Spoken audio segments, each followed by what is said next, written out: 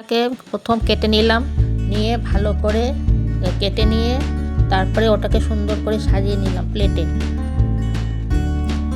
কড়াই বসালাম, বসিয়ে সাদা তেল দিলাম। আপনারা ইচ্ছে করলে সর্ষের তেলও করতে পারেন। এরপর রাঁধুনি ফোড়ন দিলাম, দিয়ে মূলোগুলো ছেড়ে দিলাম। এরপর খুন্তি দিয়ে সুন্দর করে একটু করে মূলোটাকে নাড়িয়ে চাড়িয়ে নিলাম। এরপর নুন আর হলুদ দিলাম। তারপর ভাজা করলাম। তারপর ঢেকে দিলাম যেন একটুখানি সেদ্ধ হয়।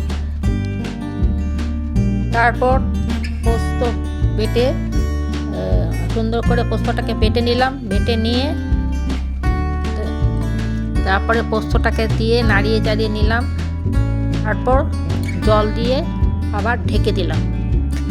তারপর রাঁধুনি আর পাঁচফোড়ন ভাজলাম, ভেজে গুঁড়িয়ে শুক্তো এসে মূলোর তরকারির মধ্যে দিয়ে দিলাম। নামাবার আগে ঘি এবং চিনি দিয়ে নামিয়ে দিলাম। এবার আমার রান্নাটা রেডি হয়ে গেল।